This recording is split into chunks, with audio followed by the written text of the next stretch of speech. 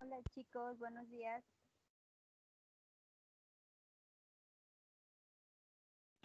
Buenos Buenos días. días, maestra. Buenos días, maestra. Buenos días, Pati. ¿Cómo les fue con las actividades?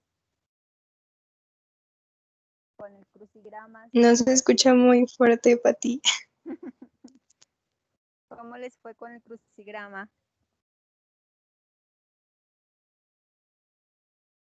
Bien, bueno, Más o menos. ¿Y con las prácticas? bien. Pues estoy pues, Hubiera estado mejor hacerlo en laboratorio, ¿verdad? Sí. Pero pues nos adaptamos. Ok, muy bien chicos. ¿Tienen alguna duda de biomoléculas?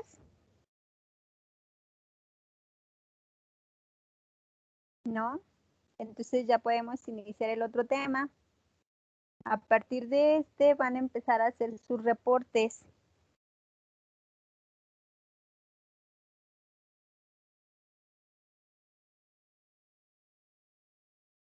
Maestra, entonces el ¿Sí? reporte es semanal. ¿Sí? Ok.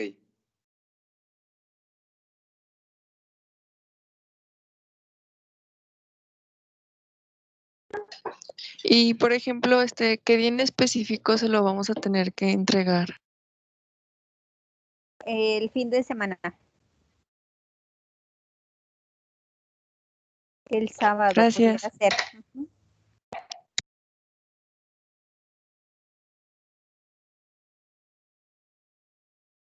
A ver, antes de pasar a al nuevo tema, platíquenme qué les dejó la práctica de biomoléculas, qué aprendieron.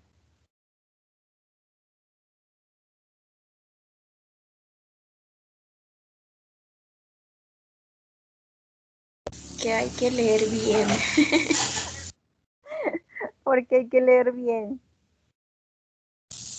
Porque a veces podemos decir en nuestra cabeza como, es una respuesta muy obvia, pero hasta una palabra como, no sé, es un compuesto o es el compuesto, eso puede variar la respuesta. Exactamente. ¿Qué más?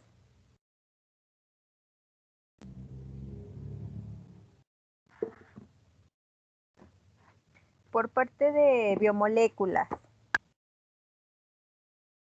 eh, para identificación de carbohidratos, ¿qué reactivo utilizaron?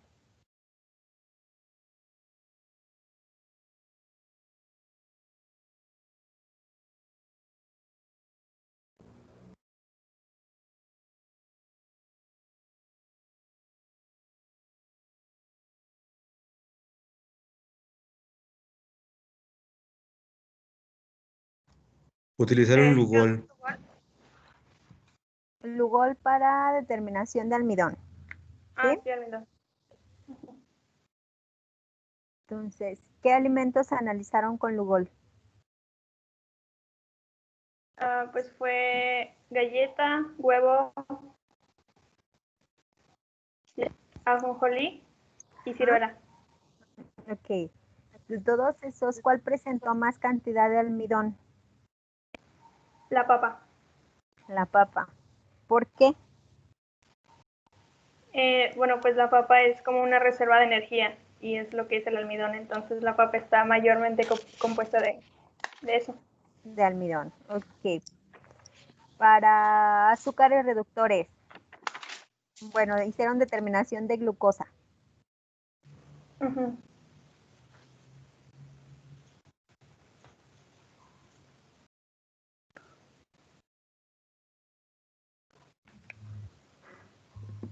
¿Todos hicieron o vieron ya la práctica? Mínimo. Sí, pero es que se me revuelven los reactivos. ¿Y los demás? Yo también ya la vi, sí. Yo no la he acabado, jeje. Pequeño detalle.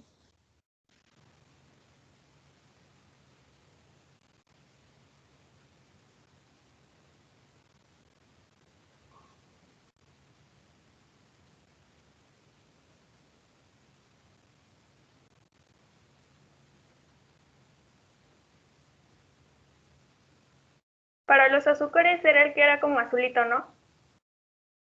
Ujú. No se llamaba, bueno, no se llama, creo que la prueba de Benedict, algo así. De Benedict. Ajá. Ajá. Para azúcares reductores. ¿Cuál tenía más azúcar reductor? ¿O cuál tenía más glucosa? La ciruela. La ciruela. Para proteínas, utilizaron el Biuret. ¿Sí? ¿Cuál tenía más proteínas? ¿El huevo, la leche, la ciruela, la galleta, la papa? El huevo. La clara de huevo. La clara de huevo tenía más proteína. ¿Y luego cuál seguía? Los lípidos. No, me refiero a cantidad de proteína. Ok. La ciruela. La ciruela tenía proteína. ¿Cuál otra? La leche. La leche. ¿Y ustedes esperaban que la leche tuviera proteína o tuviera esa cantidad de proteína? A mí se me hizo que tenía como muy poquita, ¿no? Bueno, no sé. No. Sí, de hecho Sí, tiene sí, porque hasta pintó poquito, ¿no? nada más Pero pintó era poquito. porque era semidescremada, ¿no?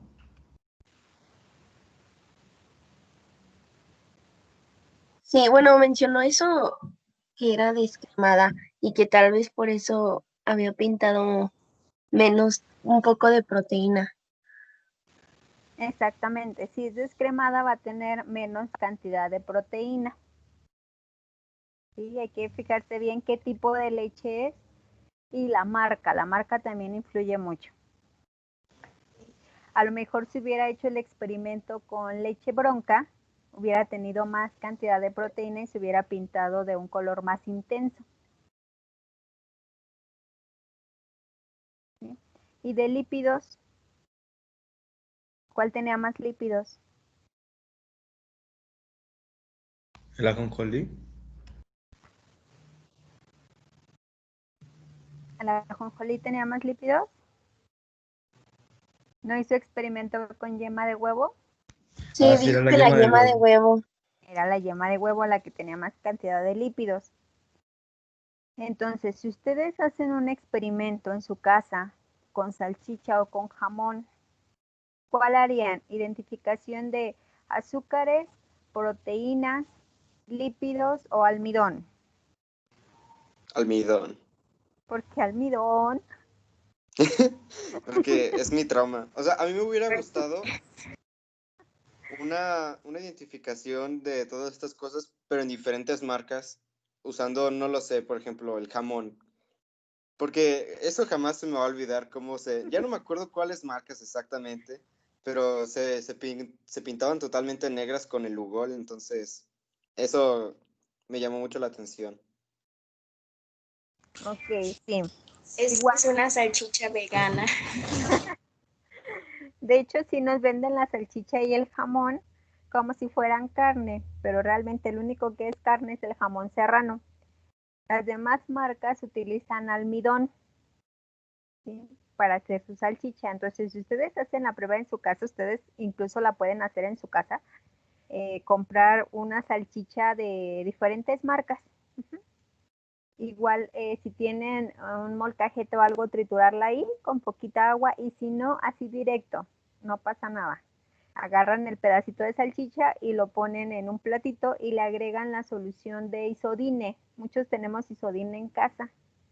Entonces le agregan un chorrito de isodine y si su salchicha tiene almidón, pues se va a poner café. Entre más almidón tenga, pues más oscuro se pone el color. Incluso, como dice el compañero, hay diferentes marcas de salchicha que se pone negro, completamente negro. O sea, nos están vendiendo algo que nos hacen creer que es carne, pero realmente no es carne. Ahora imagínense si yo me hago un sándwich con pan blanco y le pongo jamón y todavía de paso me tomo un yogur, porque el yogur también tiene almidón y también pueden hacer esa prueba en casa. De almidón pueden hacer con embutidos, con diferentes tipos de panes y con diferente tipo de yogur, si lo quisieran hacer en casa. ¿Sí? Entonces, para los que no han visto el video, por favor terminen de verlo por si les surgen dudas. ¿Ok? Y espero que podamos volver de manera presencial para poder hacer la práctica en el laboratorio y así que lleven diferentes marcas de comida o de salchichas. ¿Sí?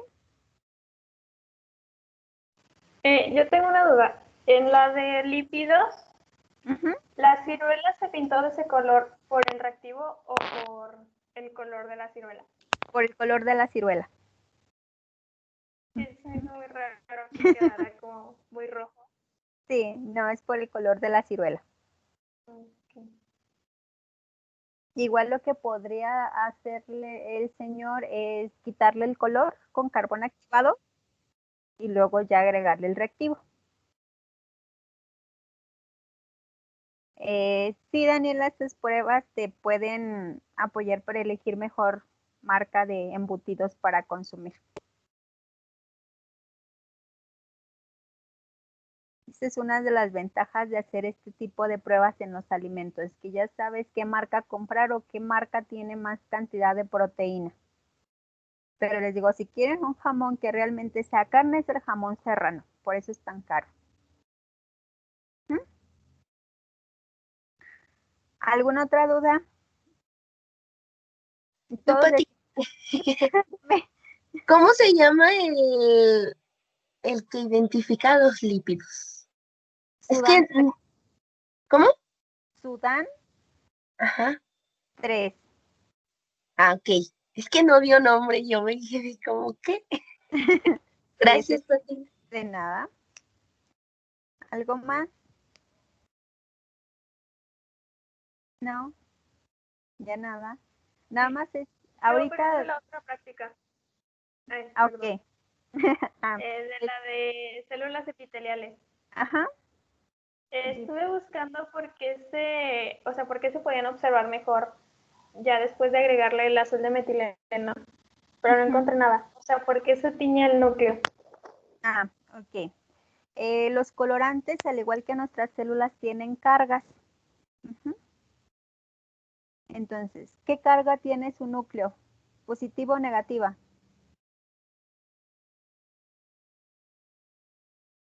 El núcleo de su célula. ¿Qué carga tiene el material genético, el DNA? El DNA tiene carga.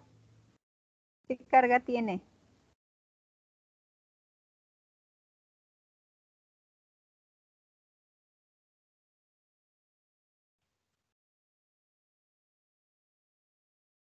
¿Positiva? ¿Positiva es pregunta o es afirmación? Es que necesito.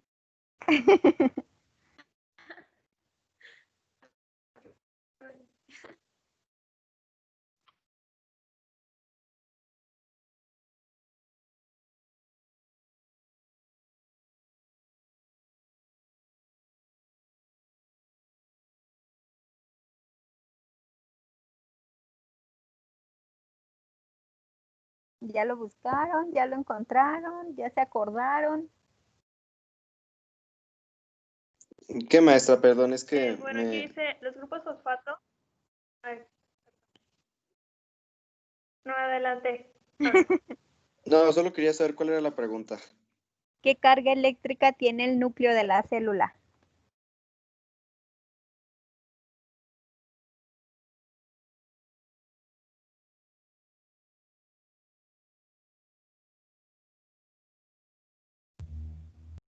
A ver, dime, Leslie, ¿qué encontraste?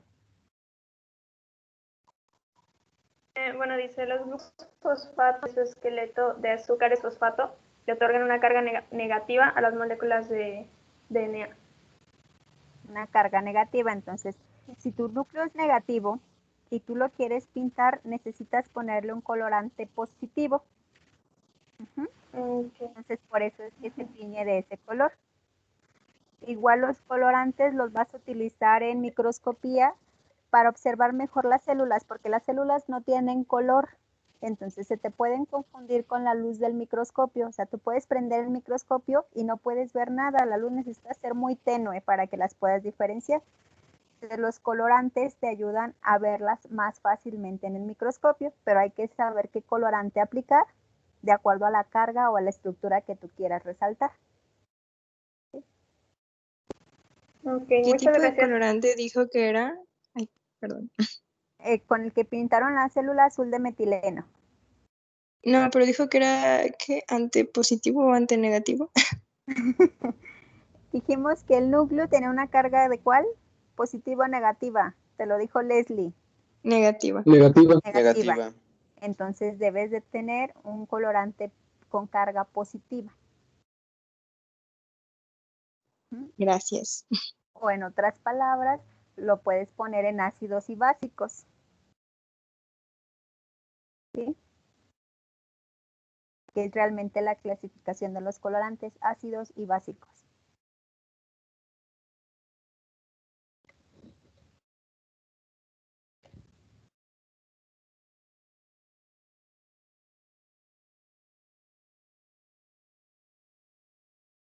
¿Alguna otra pregunta? ¿Duda que les haya quedado?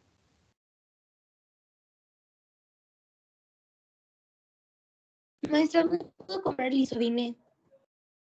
En las farmacias es un ¿Sí lo material pido? Sí, Isodine es el que utilizan para limpiar cuando te raspas las rodillas o tienes que te cortas, utilizan esa solución. Muchas gracias. ¿Sí? De nada.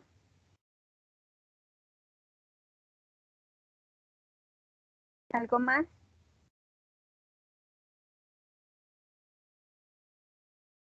Yo tengo una duda, pero es de las otras, de la otra práctica, Pati. A ver, dime. O sea, es que pues empecé a verla un poco, ¿no? Para ver qué onda, cómo estaba. Es la del microscopio. Ujú. Y, por ejemplo, en esa también debemos de poner antecedentes, materiales.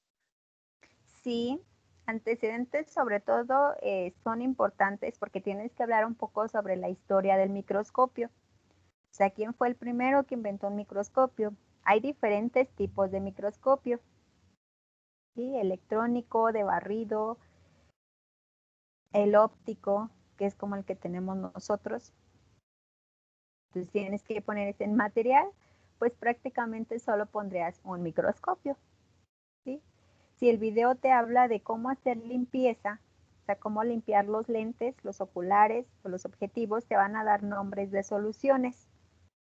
Regularmente la solución que utilizan es alcohol al 50, etanol al 50, 50 de etanol, 50 de agua, que sería lo único que pudieras poner en materiales y reactivos.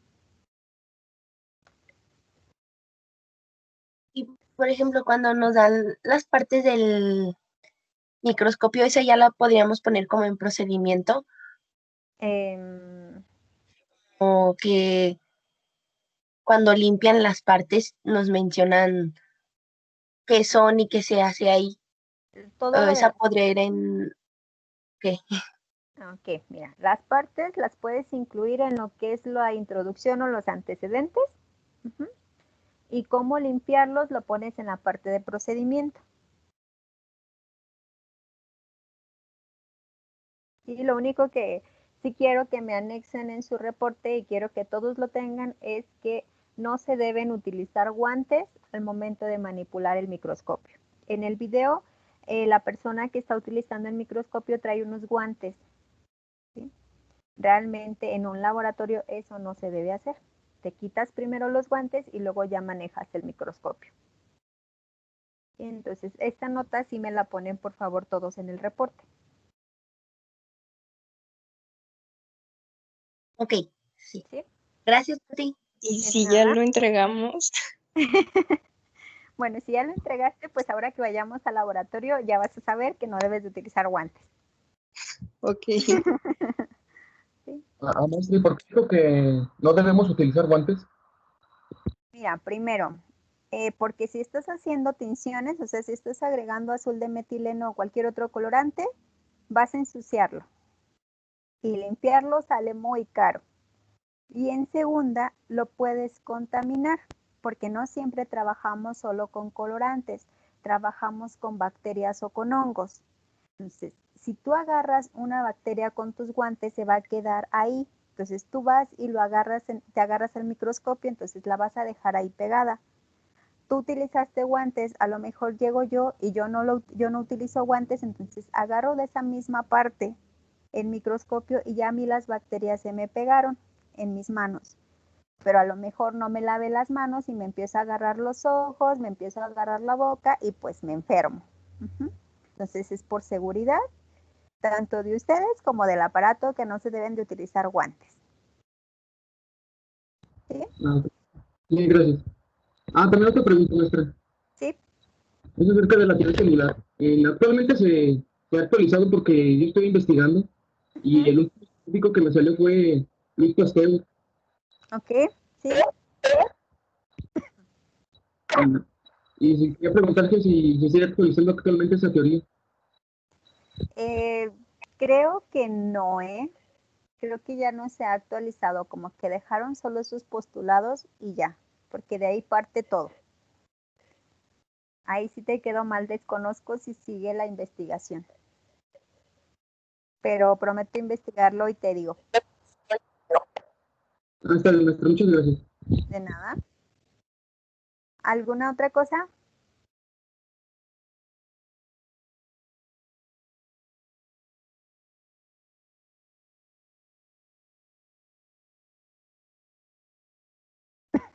No, entonces ya podemos empezar con nivel celular, si ya no tienen dudas.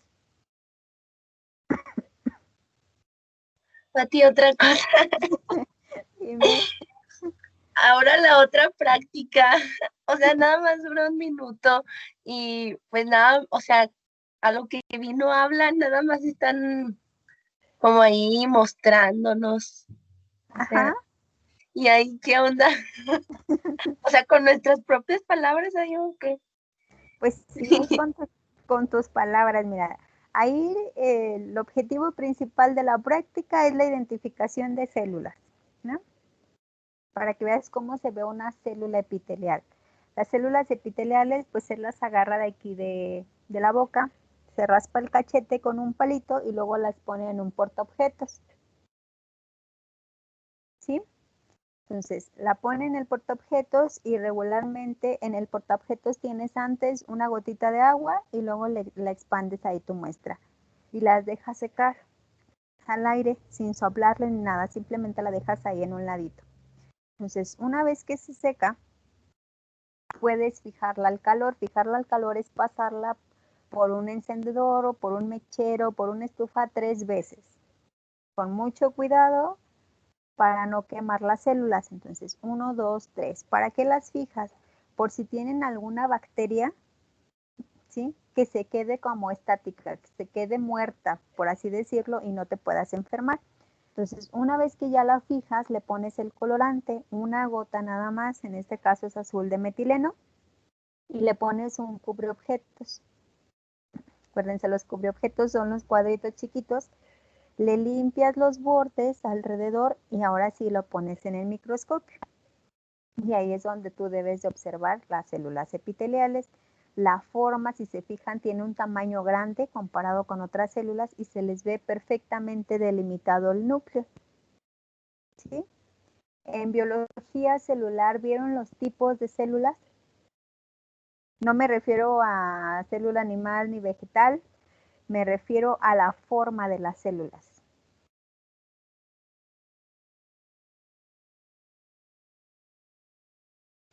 ¿O no lo vieron? Yo que recuerde no vimos formas. ¿No vieron formas? Ok. Entonces, como no vieron formas, igual nada más me la pueden describir.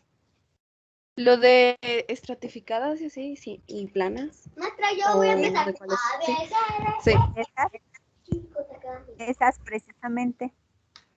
Estratificadas, planas, ¿cuál otra hay? Maestra. Pseudoestratificadas y cúbicas. Maestra. Las Yo sé cómo se cilios. juega. Alguien va diciendo, pues. Las planas y no creo cuál otra. Otro dice, basta. Y con Si la mayoría vio esa clasificación de células, igual pudiera ponerla a la célula epitelial de acuerdo a la clasificación, de acuerdo a la forma. Si no lo vieron, con que me digan, me la describan, qué es lo que ven en el video. A lo mejor un borde irregular, a lo mejor el núcleo es muy grande, ¿sí? A lo mejor al lado ven otra más chiquita.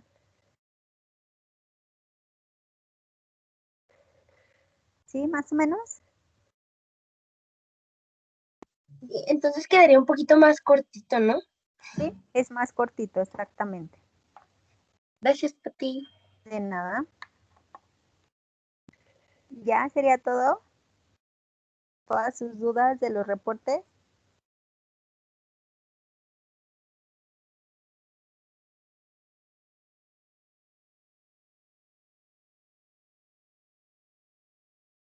Entonces, ahora sí, vamos al tema de nivel celular.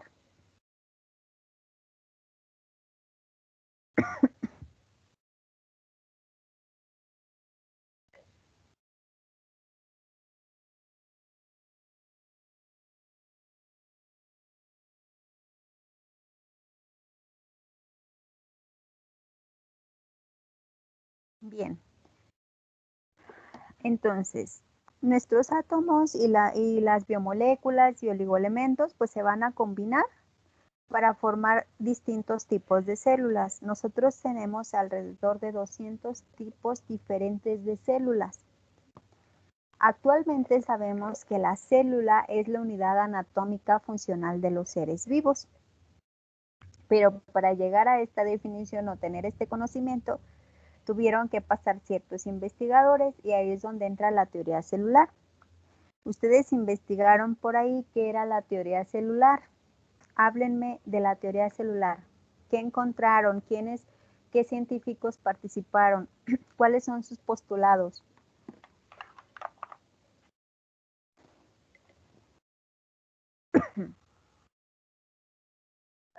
Bueno, todo empieza como con la invención del microscopio. Ajá. Y pues ya, pues gracias a eso pudieron observar pues, las cosas más pequeñas, ¿no? Entonces, no me acuerdo del nombre. Hooke observó que había como unas pequeñas cuadritos, como celditas, en un pedazo de corcho y pues les llamó células. Pero pues hasta ahí se quedó. Hasta que Schwann y Schleiden, algo así, pues ya como que se pusieron de acuerdo y uno era zoólogo y otro biólogo, no me acuerdo, pero de las plantas. Y pues los dos observaron que tanto los animales como las plantas estaban formadas de esas células, de sus celditas. Y ya pues pusieron el primer y segundo postulado de que las células, bueno, todos los seres vivos están formados de células y que la célula es la unidad anatómica funcional de todos los seres vivos.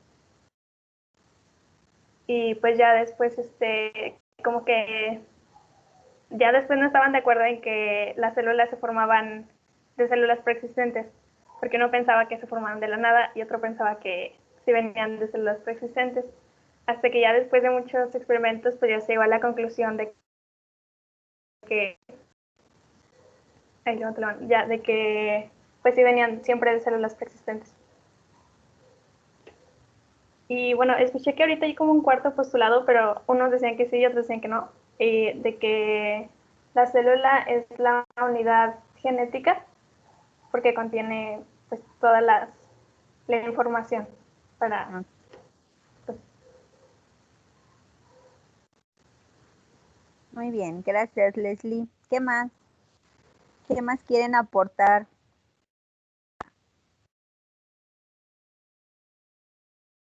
¿Qué más leyeron?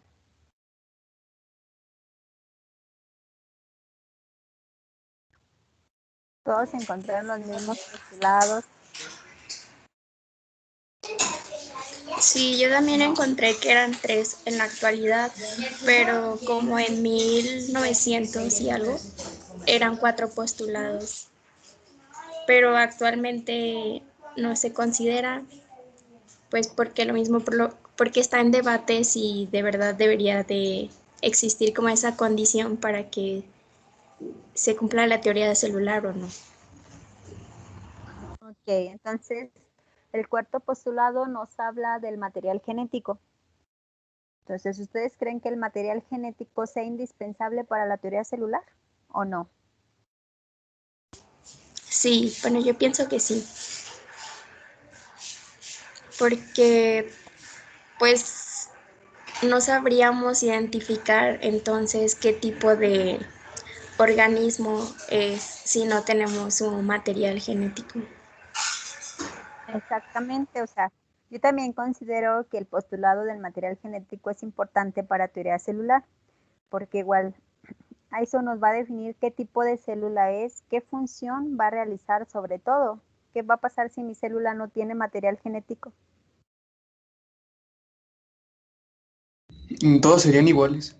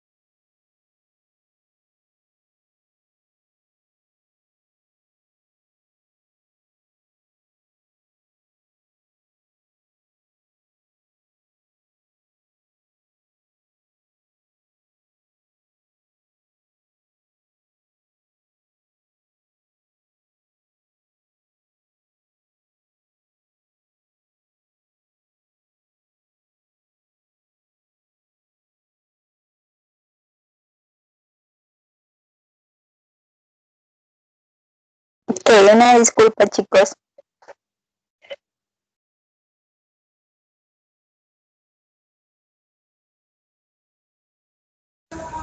Ya nos fuimos. No te creas. Que dijeron, si ella se va, nosotros también. Muy bien, estábamos hablando de la teoría celular, ¿verdad? Entonces yo les decía que yo sí consideraba importante lo del postulado de la genética, porque eso nos va a determinar precisamente la función de nuestras células.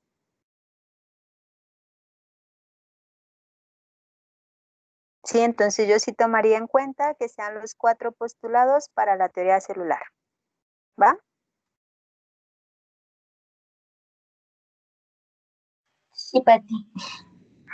Maestra. Bueno, pues ahora sí contéstenme porque no sé si sigo aquí. Ok, entonces ahora hablemos un poquito de qué está hecha la célula, cómo está compuesta. Pues bien, la célula va a estar o consta de 3 partes: el núcleo, el citoplasma y la membrana plasmática. ¿Cuáles de esos conocen o ya conocen todos?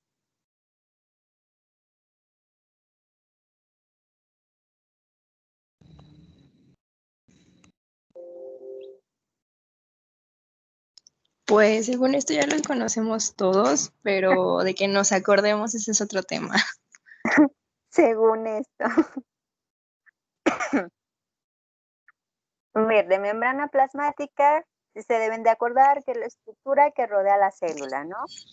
Y va a funcionar como una membrana permeable, ¿sí? Va a dejar pasar ciertos materiales y otros no.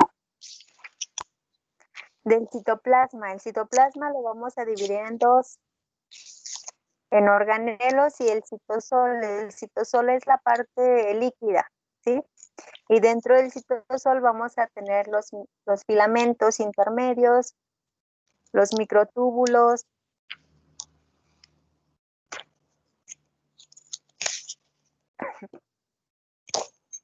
Ya más o menos. ¿Cuál era la otra parte?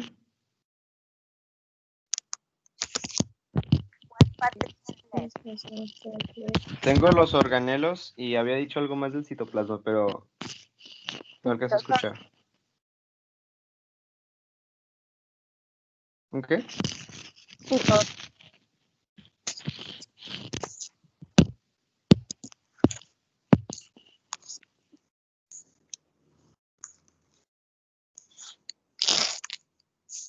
Había dicho citosol. Sí, citosol. Sí. Que pensé que no, que te había sacado otra vez, Pati. Yo también. Ok, dentro del citosol es donde vamos a encontrar los microfilamentos, los filamentos intermedios y los microtúbulos.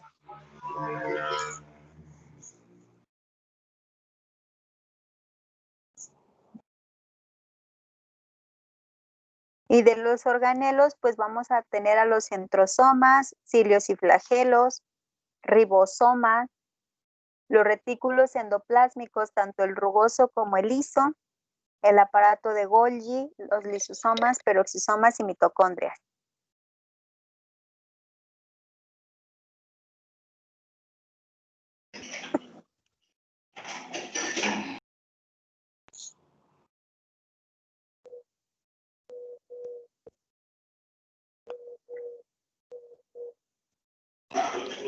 Ay, ¿puedes repetir los organelos, por favor? Un poquito más lento. Okay. Centrosoma, cilios y flagelos,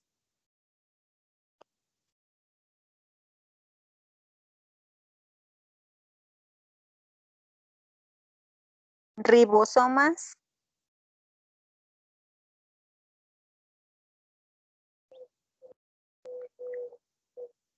retículo endoplásmico, tanto el liso como el rugoso.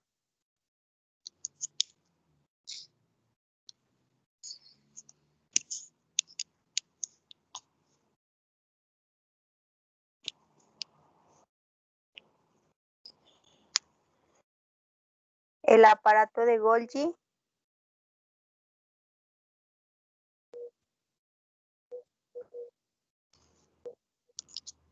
Lisosomas.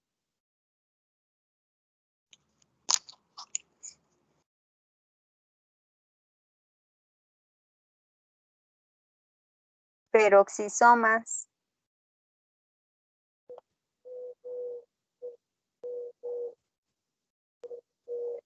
Y mitocondrias.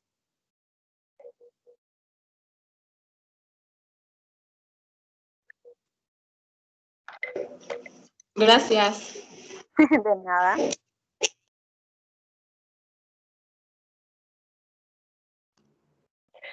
Entonces, el núcleo de nuestra célula, pues va a ser el organelo o orgánulo más grande que va a alojar la mayor parte del DNA de la célula. ¿Sí? Dentro del núcleo, pues vamos a encontrar cromosomas, que son los genes que van a controlar casi todos los aspectos relacionados con estructura y función de la célula.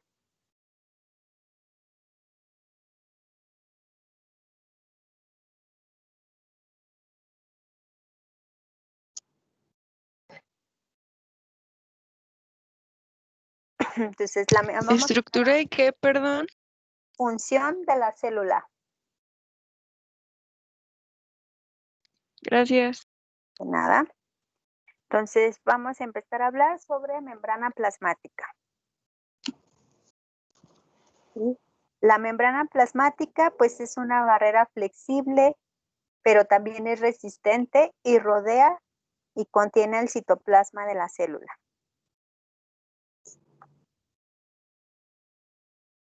¿Sí? O sea, va a contener o va a separar lo que está dentro de la célula de lo que está fuera. Va a estar formada por proteínas, fosfolípidos, colesterol y carbohidratos.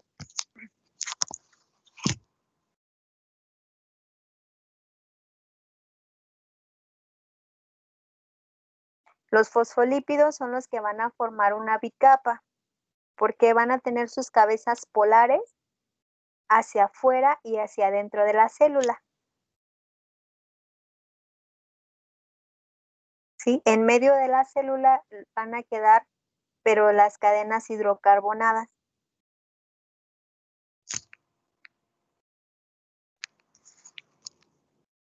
Y la membrana plasmática también va a tener integradas ciertas proteínas, que algunas la atraviesan y otras solo están así sobrepuestas y sirven de paso para ciertas sustancias.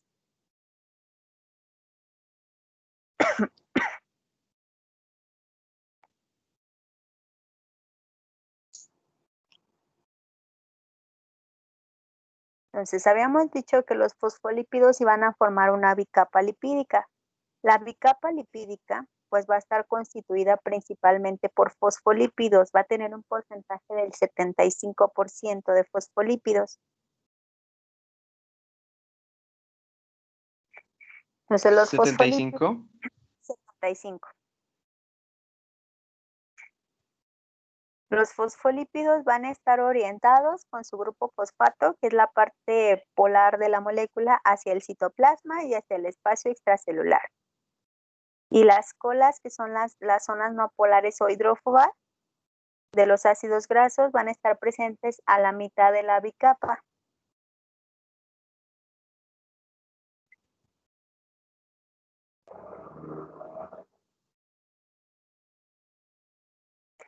Otro componente de la bicapa lipídica es el colesterol.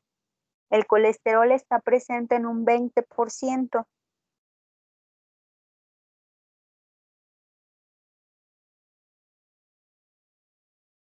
Entonces, el colesterol se va a insertar entre los fosfolípidos, se va a meter, ¿sí?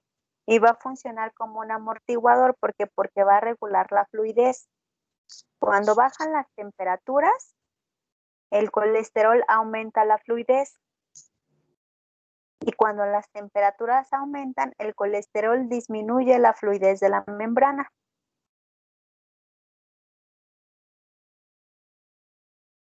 Por lo tanto, el colesterol es el que mantiene nuestra membrana en el punto medio que se necesita de fluidez.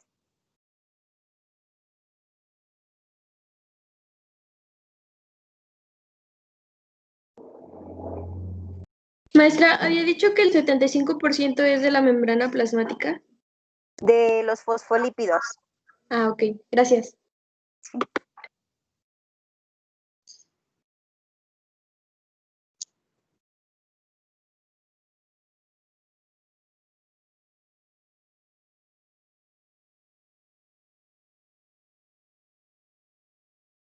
Ok. Entonces, el 5% restante lo van a ocupar los glucolípidos. Los glucolípidos solo van a aparecer en una capa de la membrana en la que va a estar en contacto con el líquido extracelular.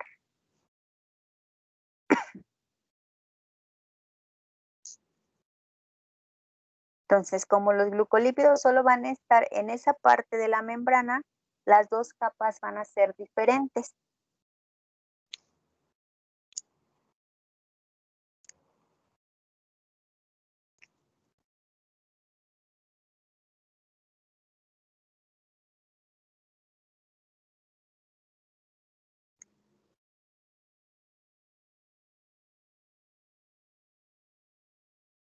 Entonces dijimos que dentro de la membrana plasmática podríamos encontrar proteínas. Entonces las proteínas de membrana se van a clasificar en dos tipos, en proteínas integrales o proteínas periféricas. La clasificación ¿Cómo, depende maestra? de proteínas integrales y proteínas periféricas. Gracias. Nada. ¿De qué depende la clasificación? Pues de la localización. ¿Qué están localizados dentro de la membrana? ¿Sí?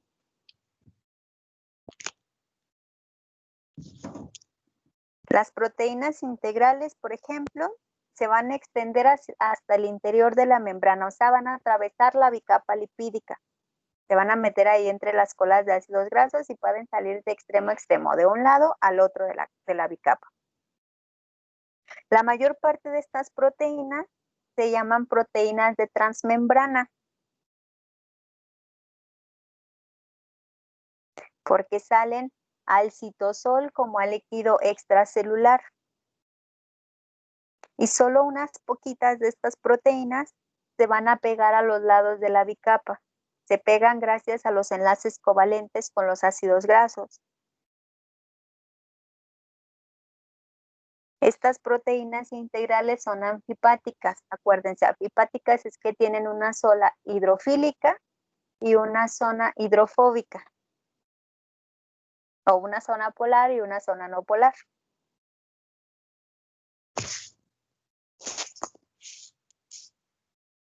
Muchas de estas proteínas integrales son las famosas glucoproteínas. Sí, entonces en las glucoproteínas el grupo de hidrato de carbono es el que sobresale al líquido extracelular.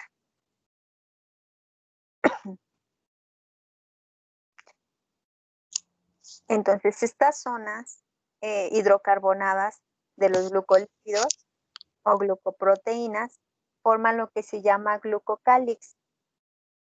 Es una zona azucarada el glucocálix y es lo que les permite a las células reconocerse entre sí. Es, por ejemplo, lo que nos identifica los grupos sanguíneos, los diferentes azúcares que tenemos en las membranas, en las células, pues.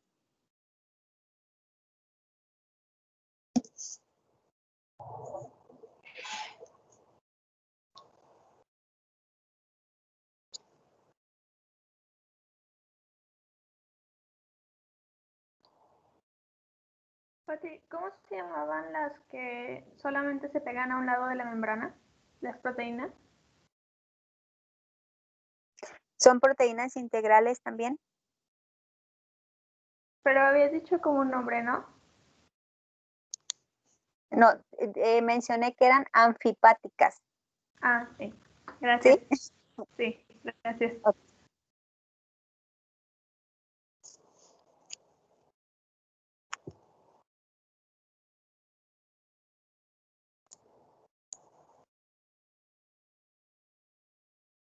Entonces, las proteínas, ahora las periféricas, pues esas no van a estar metidas en la membrana con tanta firmeza. Se van a unir solo con las cabezas polares de los lípidos o de las proteínas integrales.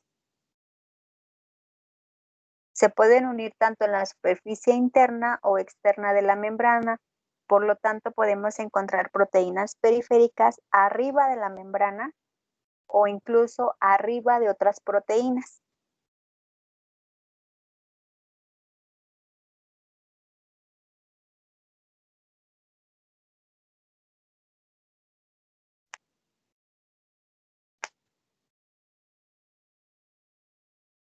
Entonces, estas proteínas de membrana tienen diferentes funciones. Ya tienen establecida una función o una distribución específica y son las que determinan las funciones de la membrana.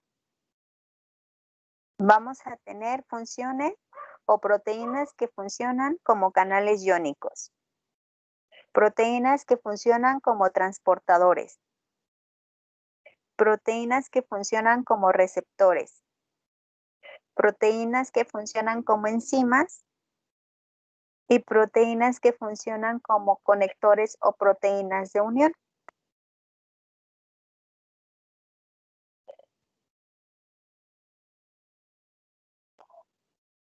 ¿Sí? Va de nuevo. Proteínas que forman canales iónicos, con función como canal iónico. Función de transportadores. Función de receptor. Función de enzima y función de conector.